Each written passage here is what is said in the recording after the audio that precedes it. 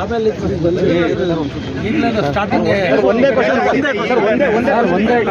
Question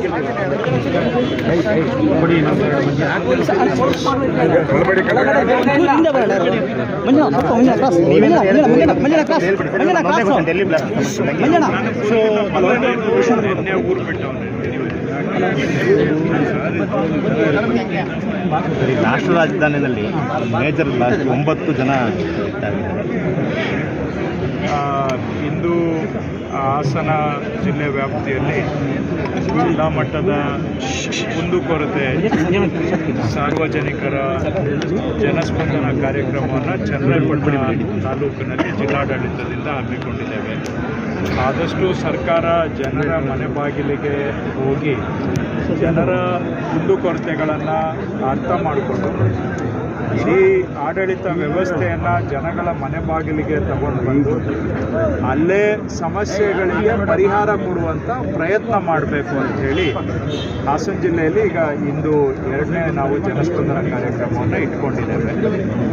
ಜನಗಳದ್ದು ಎಲ್ಲ ಸಮಸ್ಯೆಗಳು ಬಹುಶಃ ನಮಗೆ ಬಗೆಹರಿಸಲಿಕ್ಕೆ ಆಗೋದಿಲ್ಲ, ಆದರೆ ಯಾವುದು ಬಗೆಹರಿಸಲಿಕ್ಕೆ ಸಾಧ್ಯ ಇದೆ ಅವುಗಳನ್ನು ಬಗೆಹರಿಸುವಂಥ ಒಂದು ಪ್ರಾಮಾಣಿಕ ಪ್ರಯತ್ನ ಆದರೂ ಮಾಡಬೇಕು. ಕೆಲವು ಸಮಸ್ಯೆಗಳು ಕಾನೂನಿಗೂ ಮೀರಿದಂಥದ್ದು ಜನಗಳದ್ದು ಇರ್ತದೆ, ಅವ್ರಿಗೆ ಜನಕ್ಕೆ ಇದನ್ನು ಬಗೆಹರಿಸಬೇಕು ಅನ್ನೋ ಒಂದು ಬಲವಾದ ನಂಬಿಕೆ ಇರಬಹುದು, ಆದರೆ ಕಾನೂನಿನ ಚೌಕಟ್ಟಿನ ಒಳಗಡೆ ಇರುವಂಥದ್ದು ಮಾಡಲಿಕ್ಕೆ ಸಾಧ್ಯ. ಅವುಗಳನ್ನು ಮಾಡದೇ ಇರುವಂಥ ಸಂದರ್ಭದಲ್ಲಿ ಇಂತಹ ಜನಸ್ಪಂದನ ಮಾಡೋದರ ಮುಖಾಂತರ ಆ ಸಮಸ್ಯೆಗಳಿಗೆ ಪರಿಹಾರ ಕೊಡುವಂಥ ಒಂದು ಪ್ರಾಮಾಣಿಕ ಪ್ರಯತ್ನವನ್ನು ಮಾಡ್ತಾ ಇದ್ದೇವೆ.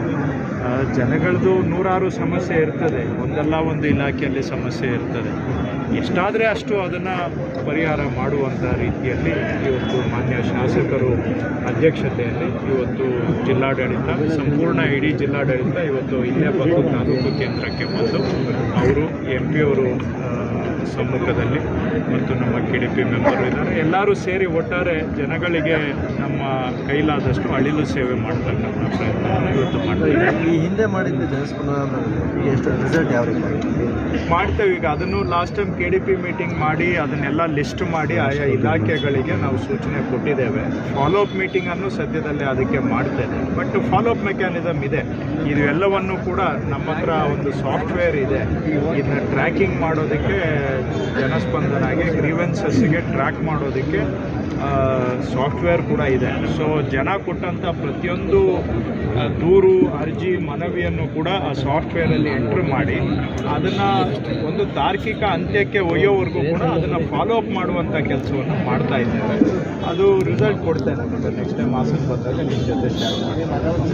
ಲಾಸ್ಟ್ ಬಗ್ಗೆ ಇದು ದೆಹಲಿಯಲ್ಲಿ ನಿನ್ನೆ ಸಂಜೆ ನಡೆದಂತಹದ್ದು ಭಾಳ ದುರಾದೃಷ್ಟಕರವಾದಂತಹ ಘಟನೆ. 9 ಜನ ಮೃತಪಟ್ಟಿದ್ದಾರೆ. ಘಟನೆಗೆ ಮತ್ತು ನಿಧನರಾದವರಿಗೆ ಶೋಕ ವ್ಯಕ್ತಪಡಿಸಲಿಕ್ಕೆ ಬಯಸ್ತೇನೆ. ಮತ್ತು ಇದು ತನಿಖೆಯಾಗಿ ಏನು ವಾಸ್ತವಾಂಶ ಅಂತ ಹೊರಗಡೆ ಬಂದು ಅದಕ್ಕೆ ಒಂದು ನ್ಯಾಯಸಮ್ಮತವಾಗಿ ಇದಕ್ಕೆ ಪರಿಹಾರ ಆಗಬೇಕು. ಆ ದಿಕ್ಕಿನಲ್ಲಿ ಪ್ರಯತ್ನ ನಡೀತಾ ಇದೆ. ಆದಷ್ಟು ಪ್ರಯತ್ನ ಶೀಘ್ರವಾಗಿ ಆಗಿ ಅವರಿಗೆ ಸತ್ಯ ಹೊರಗೆ ಬರಲಿ ಅಂತ ನಾನು ಆಶಿಸ್ತೇನೆ. ತನಿಖೆ ಆದಷ್ಟು ಶೀಘ್ರವಾಗಿ ಒಳ್ಳೆಯ ತನಿಖೆಯನ್ನು ಮಾಡಿ ಎಲ್ಲ ಪ್ರಶ್ನೆಗಳಿಗೆ ಉತ್ತರ ಕೊಡೋದ್ರ ಜೊತೆಗೆ ನ್ಯಾಯವನ್ನು ಸಹ ಕೊಡ್ತಕ್ಕಂಥ ಕೆಲಸ ಕೇಂದ್ರ ಸರ್ಕಾರ ಮಾಡಬೇಕು ಅಂತ ಆಗ್ರಹ ಮಾಡ್ತೀನಿ. ಏರ್ಪೋರ್ಟಲ್ಲಿ ನಮ್ಗೆ ಅಷ್ಟು ಕುರ್ಸೋಕ್ಕಿಲ್ಲ, ಅದನ್ನೆಲ್ಲ ನೋಡೋದು. ಡಿನ್ನರ್ ಮೀಟಿಂಗ್ ನೀವು ಹೋಗ್ತೀರಾ ಸರ್?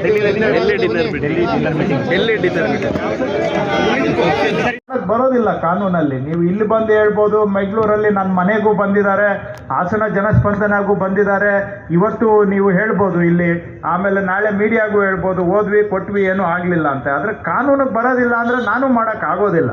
ಕೆಲವು ಕಾನೂನು ಉಲ್ಲಂಘನೆ ಮಾಡಿರುವಂಥ ವಿಷಯಗಳು ನಾವು ಕಾನೂನಿಗೆ ಬರಬೇಕು. ನಾನು ಕಾನೂನಿನ ಒಳಗಡೆ ಕೆಲಸ ಮಾಡೋನು.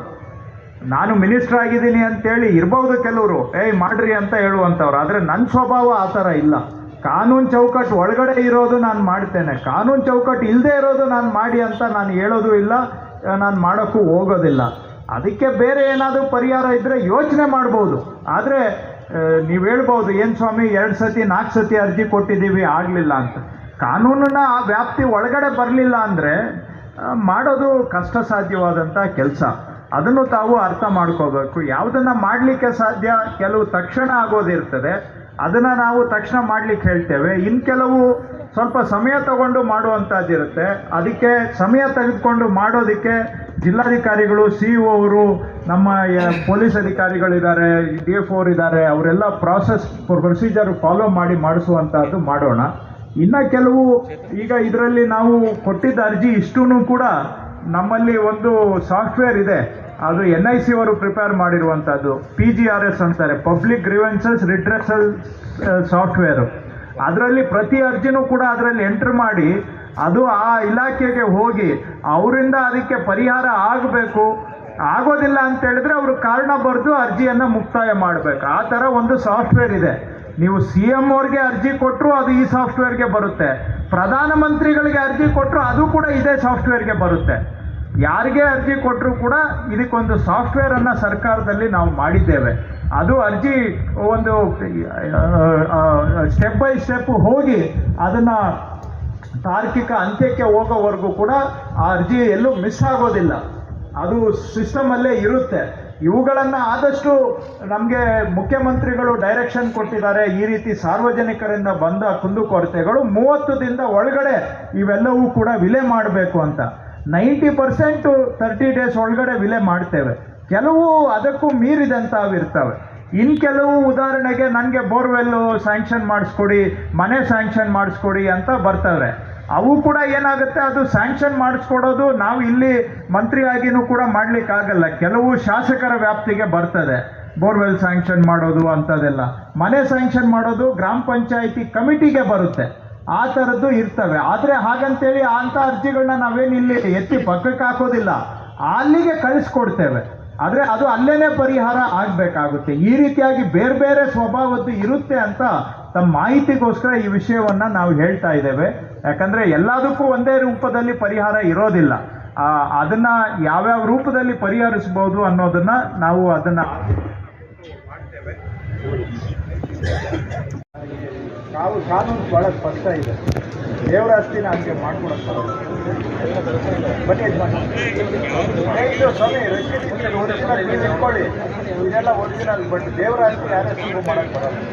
ರಸೀದಿ ನೀವು ಇಟ್ಕೊಳ್ಳಿ. ಈ ಟ್ಯಾಕ್ಸ್ ಕಟ್ಟಿದ ಕೂಡಲೇ ದಾಖಲೆ ಮಾಡ್ಕೊಡೋಕ್ಕಾಗಲ್ಲ. ಇಲ್ಲಿವರೆಗೂ ಆಗಿದೆ. ನಿಮಗೆ ಸ್ವಲ್ಪ ಅದು ಅರ್ಥ ಆಗಬೇಕು ಅಂದರೆ ಹೇಳಪ್ಪ.